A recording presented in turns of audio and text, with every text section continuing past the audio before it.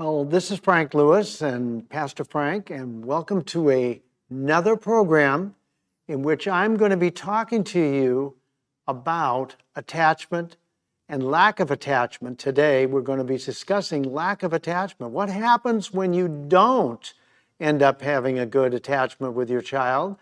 It's going to cause pain. And behavioral scientists call this pain that comes from lack of attachment pain. And attachment pain is very, very difficult to feel. It is very hard. It's a part of what happens when we don't have good attachment and we don't have life-giving relationships. So I'm going to be talking to you today about attachment pain. And attachment pain comes when we have less than a secure attachment. When we are children and we were raised by parents that did not attach to us properly, what is going to happen is going to cause attachment pain. And what's really interesting about this is that brain scientists have discovered and tell us that there's an attachment center in the brain. God created us for relationships. So He has put an attachment center in the brain that drives us to relationships or drives us to attachment. See, the problem is that if we don't have relationships, if we're not in relationship, didn't God say that He wanted Adam and Eve to populate the earth? He said it was not good for man to be alone.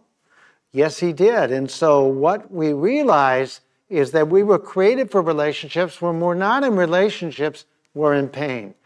And that is not a place where any of us want to be, because attachment pain is very, very painful.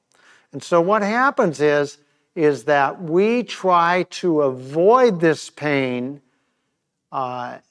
this attachment pain. We try to avoid it in any way we can. And one of the ways we try to avoid it is we try to avoid it by causing ourselves to not feel it. The problem is it's always with us. And so what do we end up doing? We end up going to painkillers. We end up trying to push it away, trying to get away from it, but eventually we end up going to painkillers. What kind of painkillers are we talking about? Sex, drugs, alcohol. We're talking about too much working too hard, food addiction, all kinds of addictions. Why? Because the attachment center in the brain is designed by God to push us, to drive us to relationships. However, if we do not have life-giving relationship, what's a life-giving relationship? A life-giving relationship is one in which we have an emotional connection. The problem is we learned as children that we couldn't express our emotions. And so most people get into relationship and they can't express their emotions. So they're living in a non-life-giving relationship. They're living where they can't be truly who God created them to be. They're living in a way that they're living in pain. Because if I can't be who I was truly created by God to be, then I'm going to have pain. Why?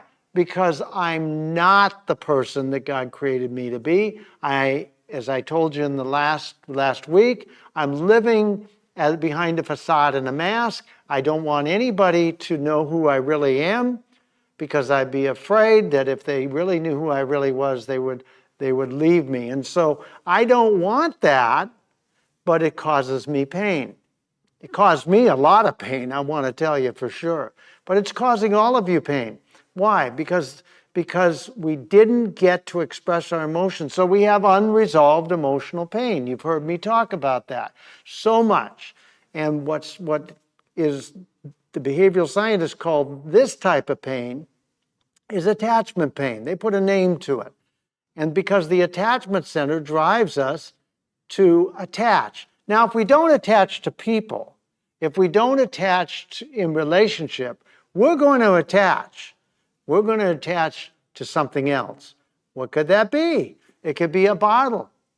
It could be a person of the opposite sex that we think we have a relationship with, but it's not life-giving, so we still stay in the pain. It could be drugs. It could be any type of activity that keeps us from feeling this attachment pain.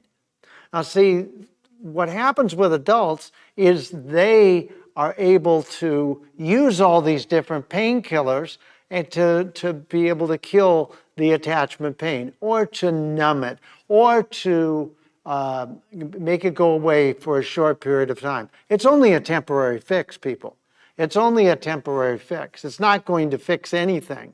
The only way to get attachment pain dealt with is to deal with the unresolved pain of childhood. And so that's what we need to do. And that's important. That's vitally important. That's why I wrote this book, as a matter of fact. I wrote this book because I had immense pain.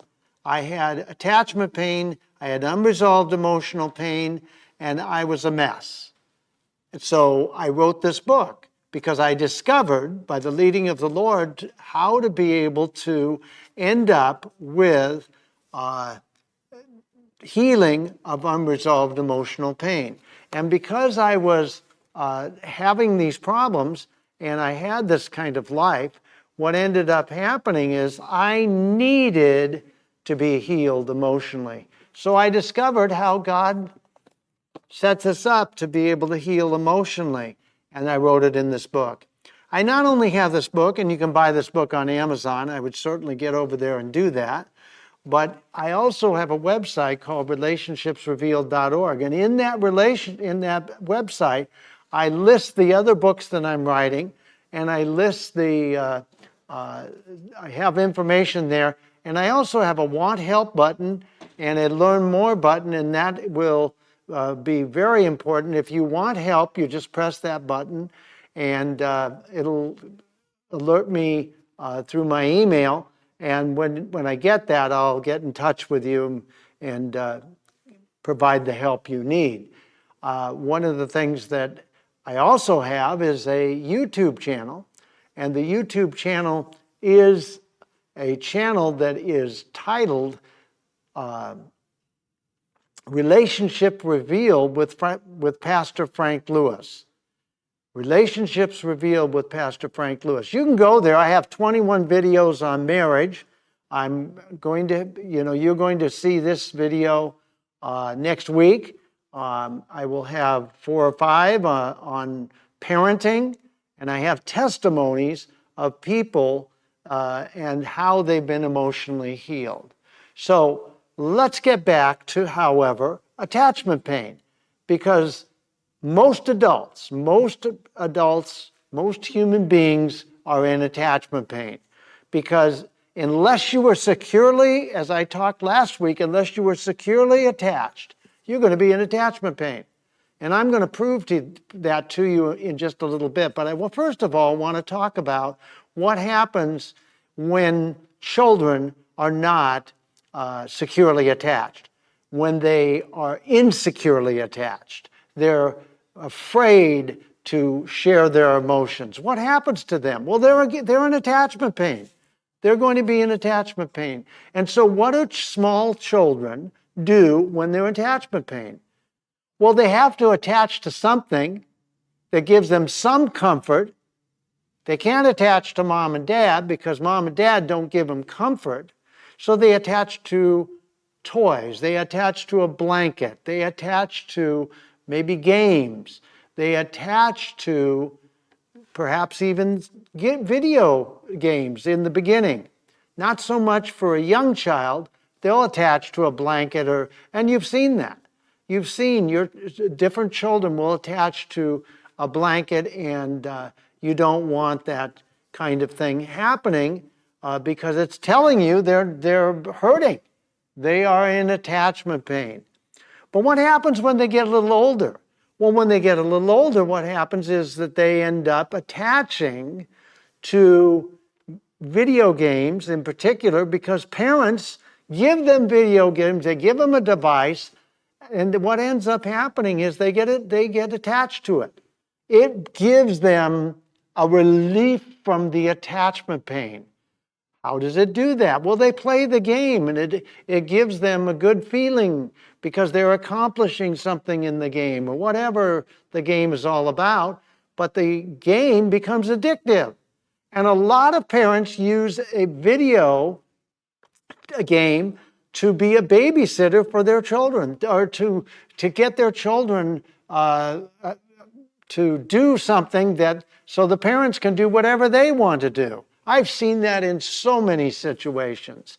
And what happens is the children get addicted, not just attached, they get addicted to video games. And that's not going to solve the problem, but they'll scream and yell if you try to take it away from them. I'll tell you right now they will.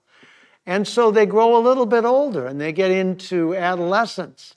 And what do adolescents do to solve the pain problem? What they do is they do a lot of adrenaline type of things. They end up doing things that cause adrenaline. They end up skateboarding or they end up doing things that cause adrenaline rushes. And they're usually dangerous, and they're usually kind of on the fringe of what's safe and what's sound and what's a good idea. But they'll do that because they're pushing the limits, because they want that adrenaline rush, because that adrenaline rush will give them a feeling that's different from the attachment pain.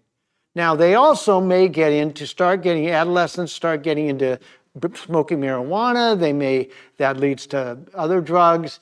They may end up getting into pornography. That gives them a rush. It gives them dopamine hit. And what ends up happening, that's a neurochemical that's produced in the brain, and they end up self-soothing. Young boys end up doing that. Young girls may end up becoming promiscuous.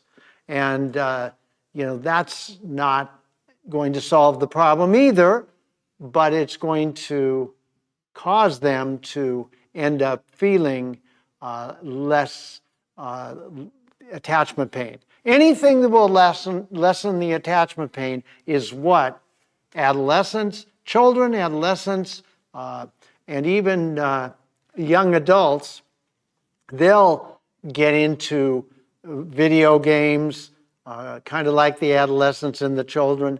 They'll also get into sex, drugs, and also alcohol.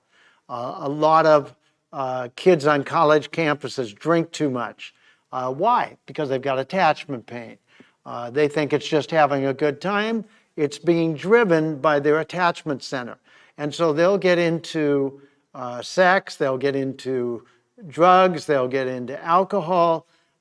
They will end up doing things that cause lessening of the attachment pain.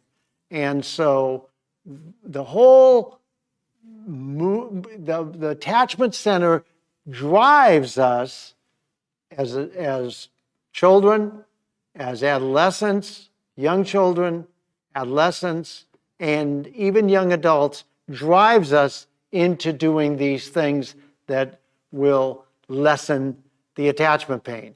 As adults, I already shared with you, they get into painkillers.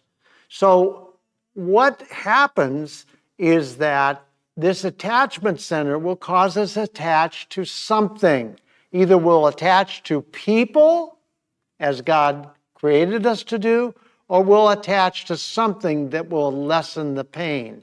And we don't really realize even that that's what's driving us. But that is what's driving us, because God wanted, it was always the idea of God, how He designed our brains was to attach to people. He wants us to have loving, emotionally connected relationships. Problem is, most people can't get emotionally connected relationships, so they're always living in pain. The reason they can't get emotionally connected relationships is because they have never been attached to properly. They were never bonded. They never built the trust. They never built the attachment, the emotional connection. So they don't know, what emotional connection is. I have met so many people that have no idea what emotional connection is. It's just amazing to me, but it's true. Because the Bible says, my people perish for lack of knowledge.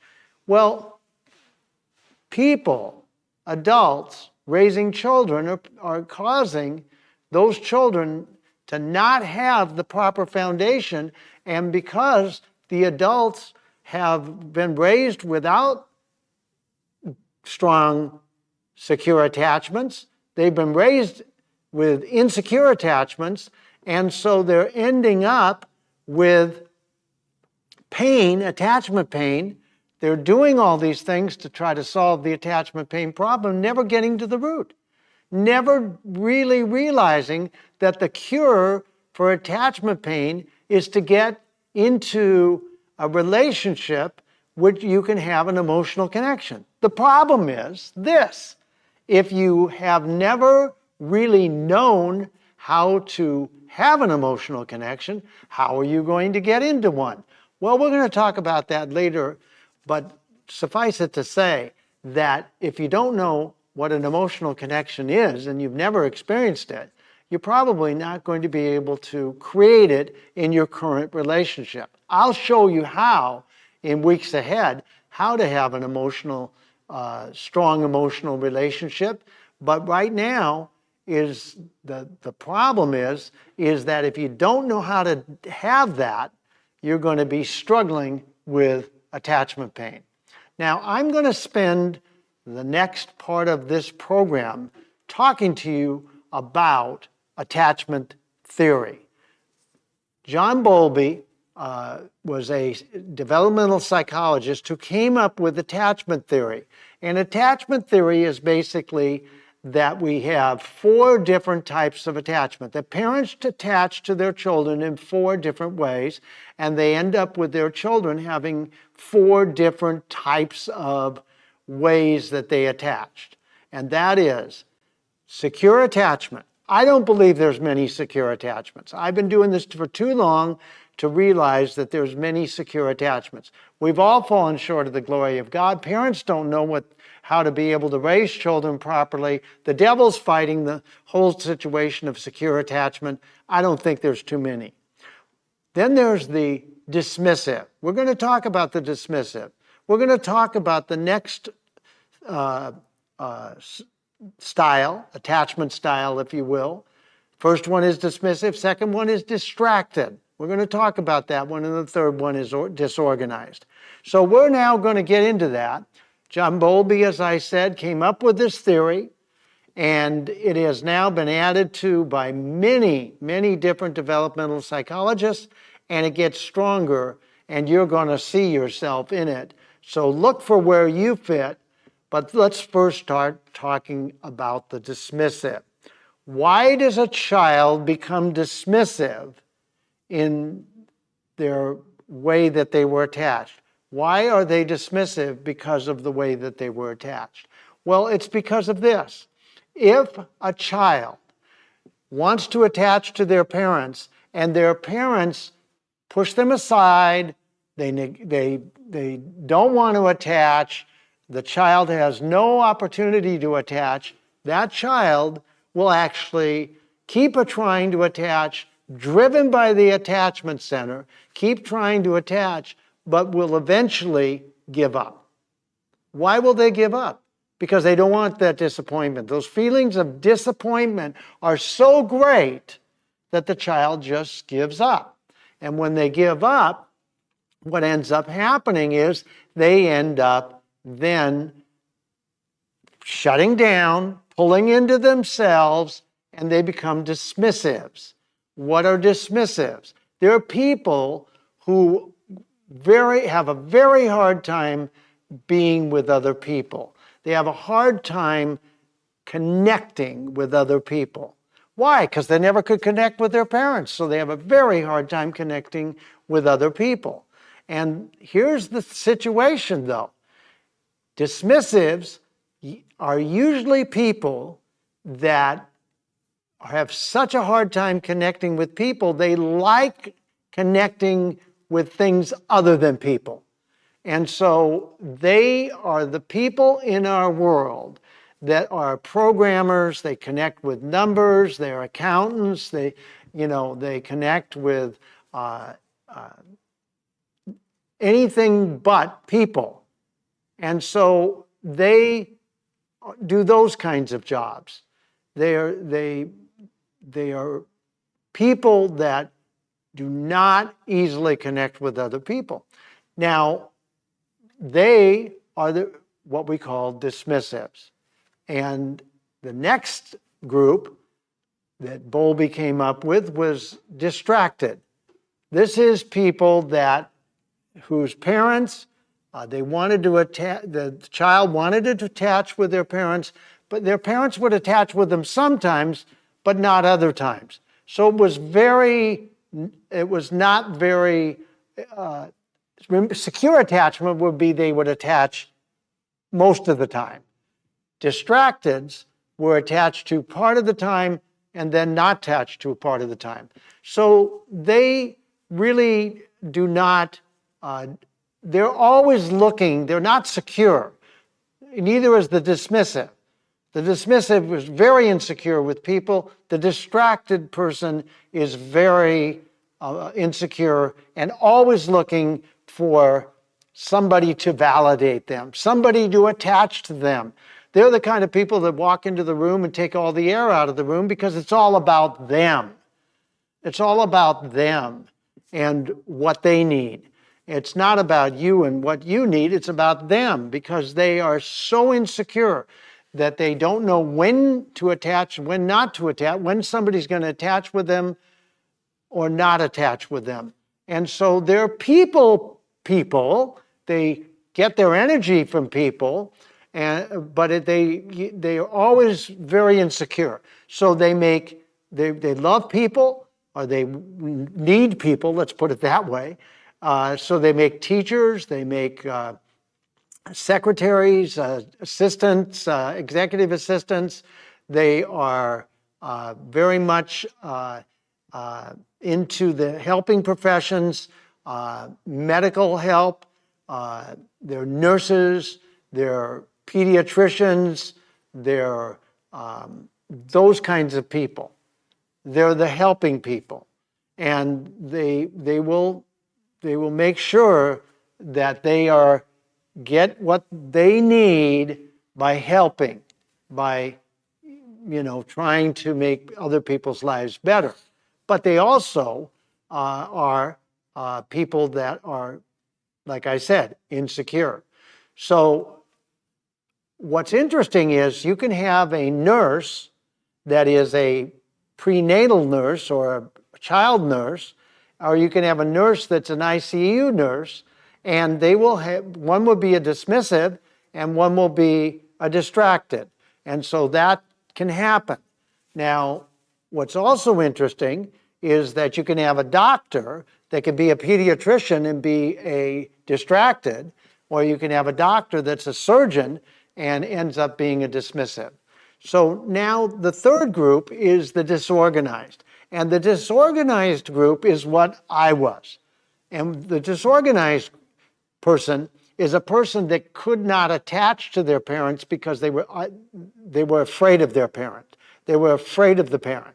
In other words, they didn't want to even try to attach.